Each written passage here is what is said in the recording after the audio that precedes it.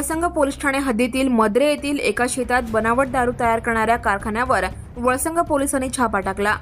यात 1,54,00,000चा मुद्देमाल पोलिसांनी जप्त केला। या प्रकरणी राजू उर्फ राजकुमार चंद्रकांत टळेकर राहणार मद्रे तालुका दक्षिण सोलापूर याला अटक करण्यात आली आहे। त्याला रविवारी न्यायालयासमोर हजर केल्यानंतर त्याला 5 दिवसांची पोलीस कोठडी सुनावली आहे। मद्रे येथील एका शेतात आरोपी टळेकर हा आपल्या साथीदारांसोबत देशी व विदेशी दारूची बनावट दारू तयार करून त्यावर बनावट स्टिकर लावले। तेथील दारूच्या बाटल्या इतर साहित्याशिवाय याची वाहतूक करण्यासाठी वापरण्यात आलेला एक टेम्पोही पोलिसांनी जप्त केला आहे। या प्रकरणी सहाय्यक फौजदार निंबाळे यांनी फिर्याद दिली आहे। Police sub inspector Raviraj Kamble यांनी पंचनामा करून सर्व साहित्य मिळून 1,54,00,000 रुपयांचा मुद्देमाल जप्त करण्यात आला आहे। या प्रकरणी वळसंगचे सहाय्यक पोलीस निरीक्षक राहुल डोंगरे यांनी आरोपीला न्यायालयात हजर करून 10 दिवसांची पोलीस कोठडी मागितली होती। न्यायालयाने 5 दिवसांची कोठडी सुनावली। आरोपीतर्फे ॲडव्होकेट प्रशांत नवगिरे काम करत आहेत। वळसंग पोलीस स्टेशन हद्दीत मद्रे गावामध्ये एक माहिती होतं की काही इलिगल दारू बनवणे वगैरे चालू आहे। प्रभारी अधिकारी राहुल डोंगरे यांना माहिती भेटले होते। त्या आधारे त्यांनी जाऊन 24/1 तारखेला त्यांनी रात्री जाऊन चेक केल्यानंतर त्यांना संशयित एक ट्रक काढून आले। ते ट्रकमध्ये कसं आहे की वरती वेगळं सामान ठेवलेलं आहे आणि खाली दारूचं बॉटल्स वगैरे होते। त्या अनुषंगाने त्यांना संशयित वाटलं की हे देसी दारू कसं बनवतात। त्यांनी ते चौकशीनुसार तिथं फॉलोअप करून ते मूळ स्पॉटला गेले। ते स्पॉटला पूर्ण एक फॅक्टरीसारखं सेटअप होतं। इथं बघू शकता की काही मशीन्स आहेत, 7-8 मशीन आहे ते पॅकिंगचं मशीन्स। नंतर ड्रम्समध्ये काही केमिकल्स सापडले।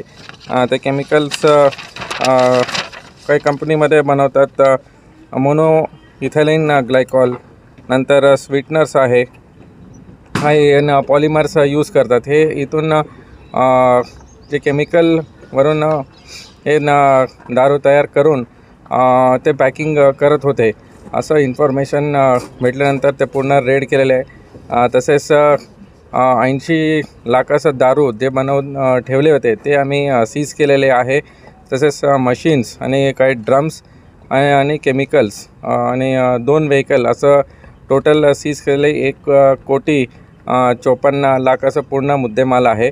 ह्याचा आरोपीचा शोध घेण्यासाठी आम्ही ते टीम रवाना केलेली आहे। एक आरोपी जो मालक आणि तिथंच चालक होता ते आमच्या ताब्यामध्ये आहे। तर आम्ही हे पूर्ण चेन कुठून हे बनवतात म्हणण्याच्या ठिकाणी आम्हाला भेटलेले कुठं हे फॉरवर्ड करतात, ट्रान्सपोर्टेशन कोण करतायत, नंतर हे कुठं सप्लाय होते, हे पूर्ण चेन चं लिंक आम्हाला भेटलेले आहे। तसेच 3 टीम वेगवेगळ्या बाकी जिल्ह्यामध्ये पण आमचं टीम रवाना झालेले आहे। स्थानिक जो आरोपी होता ते आमच्या ताब्यामध्ये आहे। सर, यामध्ये काय माल जो सप्लाय कुठं होत होता याची काही माहिती मिळाली आहे का? कारण वेगवेगळ्या प्रकारचे ब्रँड्स याच्यामध्ये दिसतात। हां, हे वेगवेगळ्या प्रकारचं ब्रँड्स आहे। काही ऑरेंज आहे, टँगो आहे, तर संत्री असं ब्रँड्स आणि बनवतात। ह्याचं अजूनही ते बाकी आरोपी निष्पन्न झाल्यानंतर ते आम्हाला समजून येणार। काही बाहेरचं जिल्ह्यामध्ये काही आरोपी आहे, मुंबई, धुळे असं ठिकाणी आहे। ते तिथं टीम रवाना झालेले आहे आणि हे पूर्ण चेन आम्ही बस करण्यासाठी पूर्ण ते टीम त्यांचं इन्व्हेस्टिगेशन चालू आहे। कारखाना कधीपासून चालू होतो? कारखाने अंदाजे 15 दिवस झाला होता असं माहिती आहे। पण ह्याच्यामध्ये जी दारू बनली जायची त्याची काही आरोग्यास हानिकारक किंवा अशा काही प्रकार आहे याची काही टेस्ट वगैरे होईल किंवा होणार आहे का? ह्याचं केमिकल अनालिसिस होईल। त्याचं सीजर झालेलं आहे, त्याचं फॉरेन्सिक टीम येऊन ते सगळं सीज केलेलं आहे। तसेच ते केमिकल अनालिसिस करून त्याचं योग्य ते कलम आम्ही लावणार आहे। Subscribe now and press the bell icon. Never miss an